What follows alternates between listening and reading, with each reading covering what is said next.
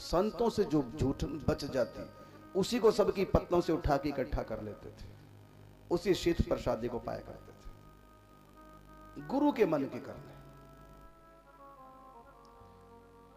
बस हो गए सिद्ध, इसी साधना से सिद्ध हो गए। कई वर्षों के बाद की घटना, एक दिन अग्रदेवाचार्य जी आंख बंद करके सीताराम जी का ध्यान कर रहे थे।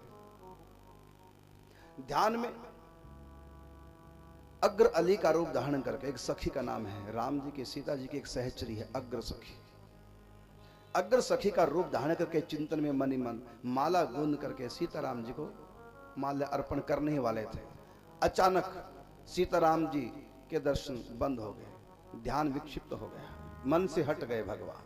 और मन के सामने क्या, एक समुद्र, उसमें जहाज डूब रहा है और उसमें एक सेठ चिल्ला रहा है, गुरुदेव रक्षा करो रक्षा करो। पहचान लिया, अरे ये तो हमारे ही शिष्य हैं।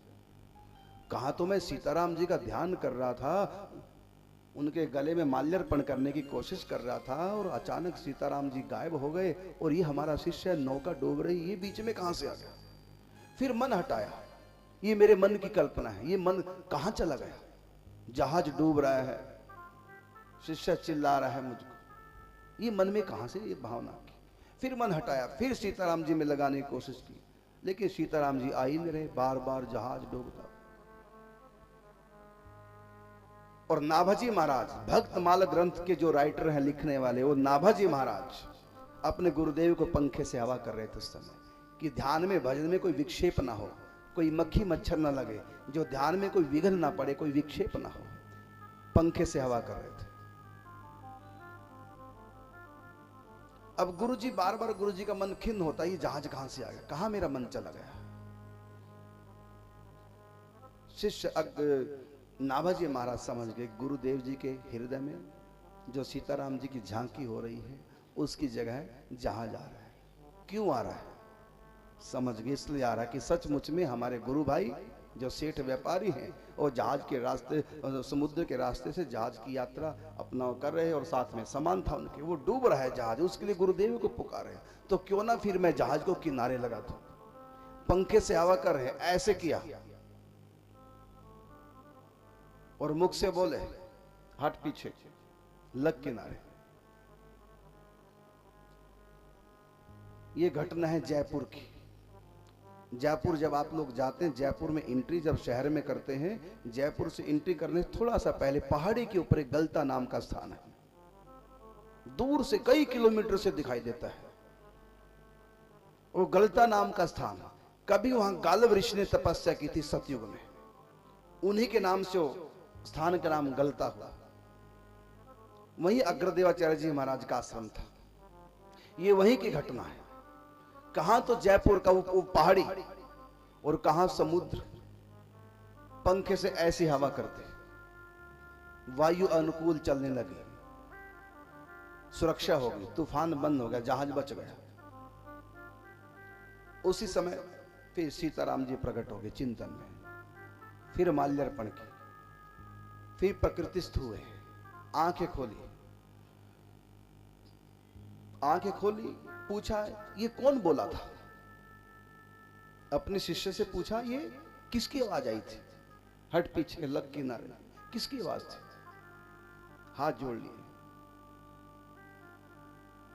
ये इस दास ने बोला था। गुरुजी को समझते देर नहीं लगी कि हमारे शिष्य जल में डूब रहे थे, हमको पुकार रहे थे। इसको कैसे पता चला हमारे हृदय में क्या चल रहा है। शिष्य ने गुरुदेव को बता दिया था कि आपके हृदय में सीताराम जी की झांकी, फिर समुद्र में डूबता जहाज आ रहा था, आपके भजन में ध्यान में विक्षेप था, इसलिए मैंने उसको किनारे लगा दिया, जिससे आप निश्चिंत होकर के चिंतन करें। का बेटा तुम मेरे मन के अंदर घुस गए, तुमने मेरे मन की बात जान ली, मेरे मन में जो चलता है वो तुम्हारे मन में भी चलने लग गया। ये स्थिति कहां से आई, ये कृपा कहां से प्राप्त हुई। तो उत्तर दिया कि संतों की झूठन प्रसाद। झूठन आपकी भाषा में कह रहा हूं, झूठन नहीं होती, शीत प्रसादी कहते हैं। संतों की शीत प्रसादी का ये प्रभाव है, आपकी आज्ञा पालन किया उसी का ये प्रभाव है। गुरु के मन की जान गए, इसलिए अग्रदेवाचार्य जी को कुछ करना नहीं पड़ा। और क्या चमत्कार हुआ। अग्रदेवाचार्य गुरुदेव के मन में भावना थी कि मैं भक्तों का चरित्र लिखूं। जिन भक्तों ने राम और कृष्ण से प्रेम किया और अंत में प्रभु को प्राप्त कर लिया, सतयुग से अब तक जितने भक्त हुए हैं उन भक्तों को मैं चरित्र लिखूं। लेकिन वो ध्यान चिंतन में सदा मगन ही रहते थे। उनके पास समय ही न था, क्योंकि वो अष्टयाम लीलाओं का चिंतन करते। सीताराम जी के सुबह जगाने से और रात्रि को विश्राम तक की पूरी लीलाओं का, दिनचर्या का चिंतन किया करते थे। उनके पास ग्रंथ लिखने का समय नहीं था, लेकिन इच्छा प्रभु प्रेरणा से मन में आ गई कि भक्तों का चरित्र लिखना है, लेकिन समय नहीं था। और ऐसा योग्य अधिकारी कोई मिले, ऐसा कोई संयोग बना नहीं था।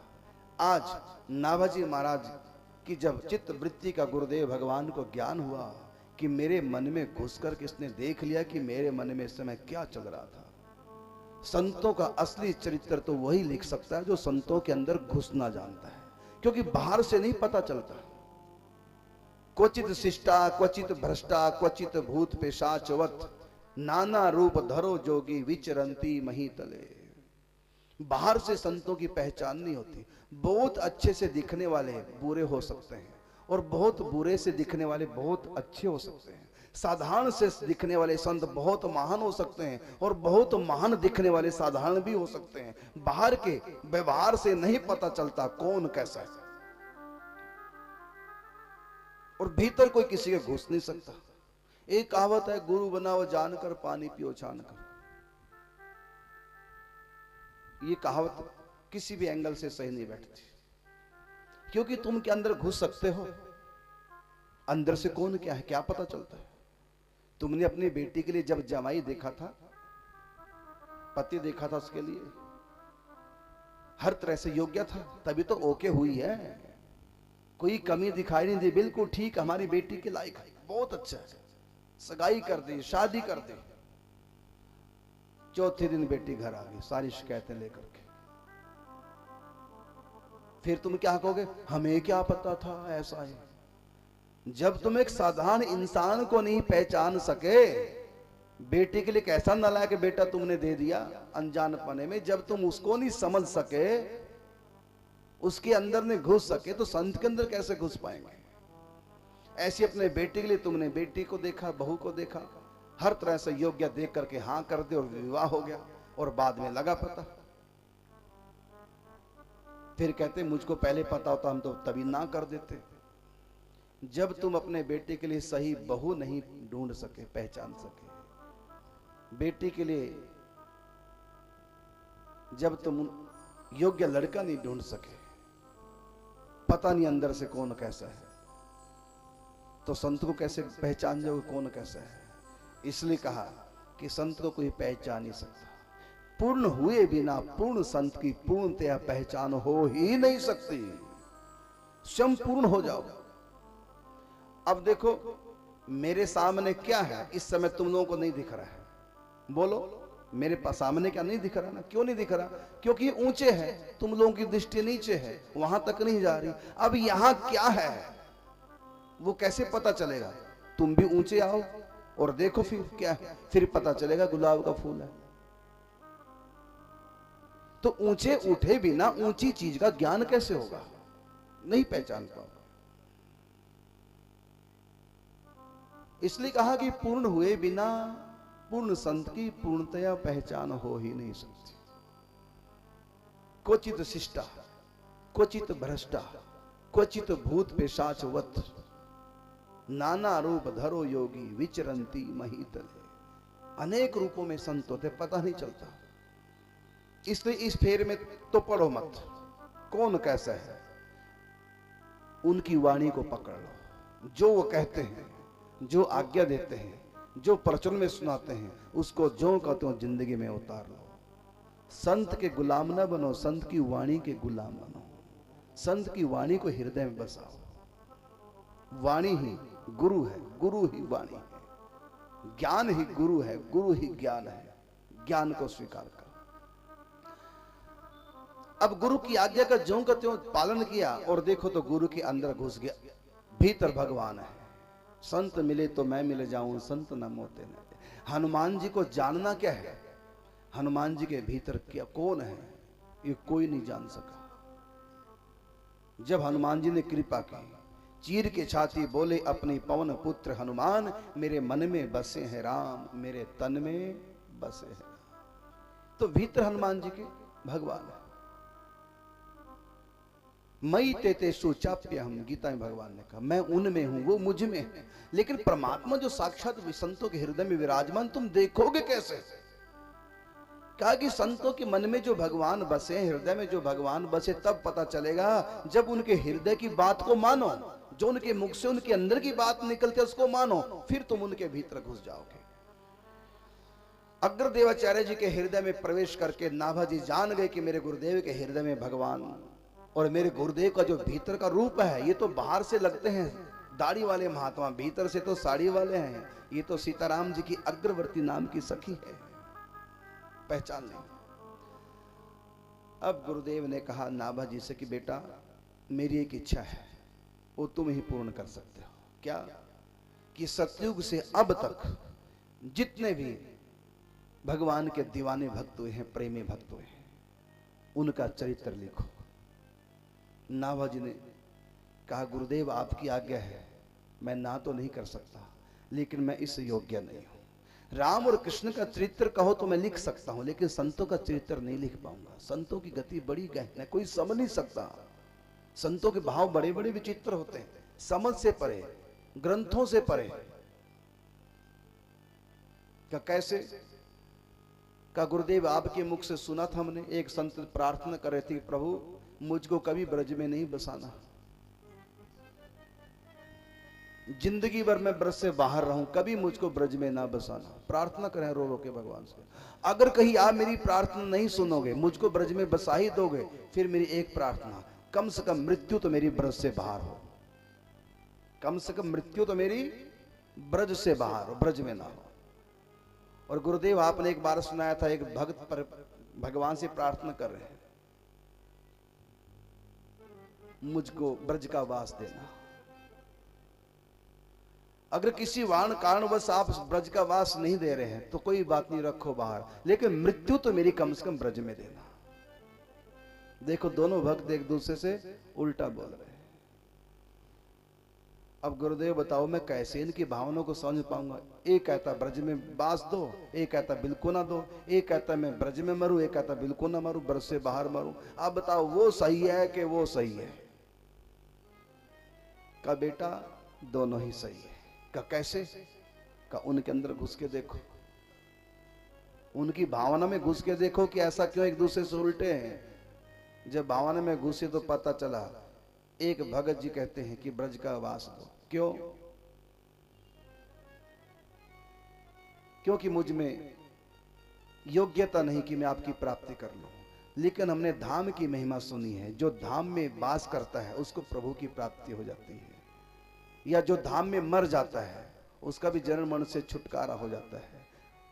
काहू के बल भजन है काहू के आचार, व्यास भरोसे कुंवरी के सोवत पांव पसार। कोई आचार व्यवहार पवित्र है इसलिए उद्धार कर लेता अपना, कोई भजन पूजा पाठ कर लेता है इसलिए अपना उद्धार कर लेता, लेकिन मुझसे तो ये सब होता नहीं। हाँ, ब्रज की महिमा सुन रखी है कि जो ब्रज में वास करते हैं, ब्रज में मरण पर्यंत रहते हैं, वहीं ब्रज में मृत्यु होती है तो उनको अवश्य अवश्य भगवान की प्राप्ति हो जाती है। अगर किसी कारण से प्राप्ति ना भी हो पाए, अगला जन्म उनका इंसान का होता है, वो भी ब्रज में ही होता है, फिर वह संतों का संग कर करके अंत में भक्ति के द्वारा भगवान को पा ही जाते हैं। इसलिए उन्होंने ये प्रार्थना की थी। गुरुदेव जिसने ये प्रार्थना की थी कि मैं ब्रज में वास बिल्कुल न करूं, ब्रज से बाहर ही रहूं, अगर आप मेरे ऊपर कृपा नहीं करते, ब्रज में बसा ही लेते हैं, तो कम से कम इतनी कृपा तो कर देना कि मृत्यु मेरी ब्रज से बाहर हो। ये गुरुदेव ये तो बिल्कुल उल्टा बोल रहा है। इसका अर्थ क्या? कि बेटा इसके हृदय में घुस के देखो, इसके हृदय में भावना है कि ब्रज भूमि इतनी पवित्र है, ब्रज 84 कोस की भूमि अलौकिक जान, और कृपा करे जो लाडली हो तब ही पहचान। ये 84 कोस की जो भूमि है साधारण नहीं, परम पवित्र है। अब इतनी पवित्र ब्रज रजको में अगर इसमें वास करूंगा, यही मलमूत्र त्यागूंगा, यही थूकूंगा मैं, यही मेरे शरीर की गंदी मैल जाएगी, कहां तो ब्रजभूमि इतनी पवित्र, कहां मेरा ये हाड़ मांस का पुतला, मल मूत्र का थैला। ये गंदा शरीर ब्रज में जाएगा तो ब्रज में गंदगी फैलाएगा, कितना बड़ा मुझ से अपराध हो जाएगा। अगर फिर भी आप ब्रज में बास देते हैं, कम से कम ये ब्रज से बाहर ही मरे, संस्कार बाहर ही हो। कम से कम मृत्यु के समय तो एक हम अच्छा काम कर जाऊं, जो ये गंदगी ब्रज में ना छूटे, गंदगी ब्रज से बाहर रहे। देखो, दोनों की बातें एक दूसरे से विपरीत हैं, लेकिन दोनों के मन में ब्रज के प्रति पूर्ण निष्ठा भरी पड़ी है। दोनों के अंदर ब्रज की पूर्ण महिमा है। बेटा, इसलिए संत का सही चरित्र वही लिख सकता है जो संत के भावनाओं को समझता है। बाहर से तो संत उल्टे पुल्टे दिखाई दे सकते हैं, लेकिन भीतर उनके इसके पीछे भाव क्या है, रहस्य क्या है, इसको उनके भीतर घुसे बिना भला कौन जान सकता है। और बेटा, तुम जान जाओगे। क्यों? जब तुम मेरे हृदय में घुस गए हो, जब तुम मेरे मन की जान गए हो, तो तुम हर संत के मन की जान जाओगे। और बेटा सुनो, जो इस समय संत हैं वही नहीं, जो संत हुए थे, शरीर छोड़ चुके हैं, उन संतों का भी तुम चरित्र लिखो। क्या गुरुदेव, उनका चरित्र कैसे लिखूंगा? तो अग्रदेवाचार्य जी ने कहा नाभा जी से कि बेटा, तुम जिस संत को याद करोगे, चाहे वो लाखों साल पहले के हों, जिस भी संत को तुम याद करोगे, वो संत तुम्हारे पास प्रकट हो जाएगा और स्वयं अपना चरित्र सुनाएगा, और फिर तुम उसको लिख लेना। तब नाभा जी ने गुरु आज्ञा शिरोधार्य करके एकांत में बैठ करके अब एक एक करके संतों का आह्वान किया। जिस भी संत की याद करते हो, संत उनके पास प्रकट हो जाते, क्योंकि संत कभी मरते नहीं। इसलिए कहते हैं संत चोला छोड़ के, चोला छोड़ते हैं, मरते नहीं। जिस भी संत का चिंतन करते वो संत उनके पास प्रकट हो जाते, आ जाते हैं और अपना जीवन चरित्र पूरा बताते हैं। उसी को सूक्ष्म रूप से, सूत्र रूप से लिख लिया करते थे। इस प्रकार नाभा जी ने समस्त भक्तों का चरित्र लिखा। एक आपके बूढ़िया गांव में बहुत ऊंचे संत हुए हैं, शोभूराम देवाचार्य जी महाराज। ये हरिव्यास जी महाराज के शिष्य थे, जिस परंपरा से हम लोग हैं, जिस गुरु परंपरा से। अब देखो, यही रहा करते थे बूढ़िया में, और जयपुर में ग्रंथ लिखा गया। ये बूढ़िया के संत भी उनके पास वहां जाकर प्रकट हो गए। शोभूराम देवाचार्य जी अपना जीवन चरित्र लिखवाया। शोभूराम देवाचार्य जी का भी भक्तमाल में चरित्र आया है, जो आपके बूढ़िया गांव के रहने वाले थे। सब संत जितने दुनिया में हुए, जो चोले छोड़ गए, वो भी संत जा जाकर सब अपना चित्र लिखवा रहे हैं। गुरु मेहरबान तो चेला पहलवान। उनकी संतों के प्रति निष्ठा थी। शिष्य की संतों के प्रति निष्ठा देखकर ही गुरु ने उनको वही साधना बताई थी, क्योंकि जिसकी जहां भावना है वही अगर साधना बताई जाए तो मन से करता है। उनकी भावना संतों के प्रति, भक्तों के प्रति विशेष थी। संगत की सेवा करना विशेष भावना थी, तो गुरु ने उनकी भावना देखकर ही उनको यही सेवा सौंपी थी। तुम तो संतों की, भक्तों की सेवा करो, उन्हीं का शीत प्रसादी पाओ, इतने से तुम्हारा उद्धार हो जाएगा। और वही हुआ। संतों के प्रति निष्ठा होने से प्रभु प्राप्ति हो। कोई भजन पूजा पाठ नाभा जी ने नहीं किया, केवल गुरु की आज्ञा से, गुरु को प्रसन्न करने के लिए संतों की, भक्तों की सेवा की, अंत में रिझा करके प्रभु प्राप्ति कर ली। ऐसे नाभा जी ने ये भक्तमाल सुग्रंथ लिखा है, जिसकी आप कल भी चर्चा सुन रहे थे। तुलसीदास जी ने, यद्यपि गुरु के प्रति तुलसीदास जी की बहुत श्रद्धा है, बहुत महिमा है। रामचरितमानस में उन्होंने गुरु वंदना की है और बड़े विद्वत ढंग से, भावना पूर्वक, दीनता पूर्वक, निष्ठा रख करके गुरु को श्री हरि मानकर ही उन्होंने वंदना की। लेकिन बचपन में गोस्वामी तुलसीदास जी से कुछ गलतियां हुई थी, गुरु की अवज्ञा हो गई थी, जिस कारण से उनको भगवत प्राप्ति नहीं हुई थी। यद्यपि 5 साल की आयु में ही इनको सदगुरुदेव भगवान ने स्वीकार कर लिया था, लेकिन भगवत प्राप्ति नहीं हुई। गलती की थी। उसी गलती का ये परिणाम हुआ, गुरुदेव की अवज्ञा का ये परिणाम हुआ कि संसार में फंस गए, माया में फंस गए, विकारों में फंस गए, संसार में आसक्त हो गए, भजन बंदगी छूट गई, केवल प्रवक्ता बन के ही रह गए, साधना में आगे बढ़े, पत्नी में आसक्त हो गए।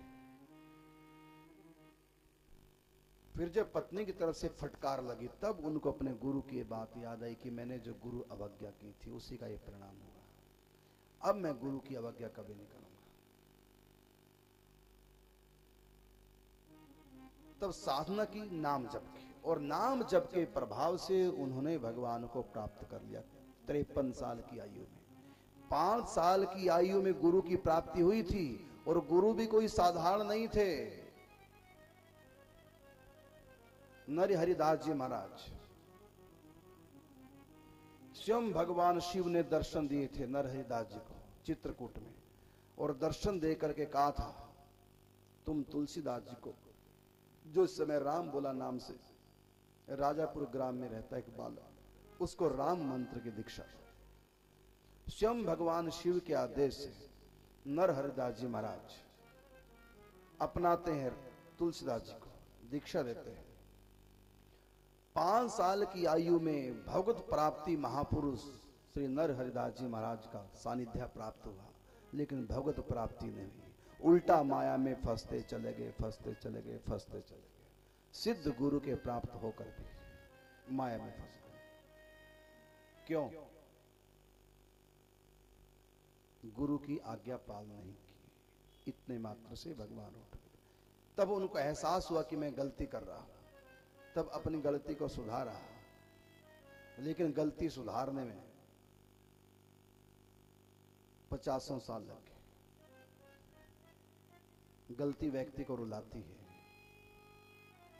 फिर 53 वर्ष की आयु में भगवत कृपा प्राप्त हुई, साक्षात भगवान श्री राम के दर्शन में।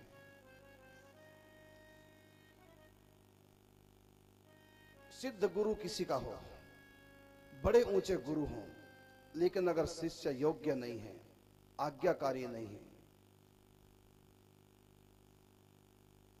तो सिद्ध संत के प्राप्त होने के बाद भी उसकी साधना में कोई तरक्की नहीं होगी, उल्टा माया में फंसता चला जाएगा। ऐसे कितने उदाहरण हैं, और भक्तमाला में ऐसे भी कितने उदाहरण हैं कि गुरुजी साधारण से थे, भगवत प्राप्ति नहीं थी, विशेष ज्ञान भी नहीं था, बस गुरु के प्रति श्रद्धा निष्ठा रखी, उनकी आज्ञा का पालन किया और भगवत प्राप्ति हो गई। इसलिए कहा,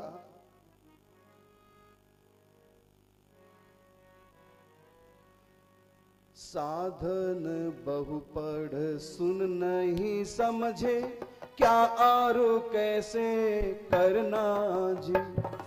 साधन बहु पढ़ सुन नहीं समझे, क्या और कैसे करना जी।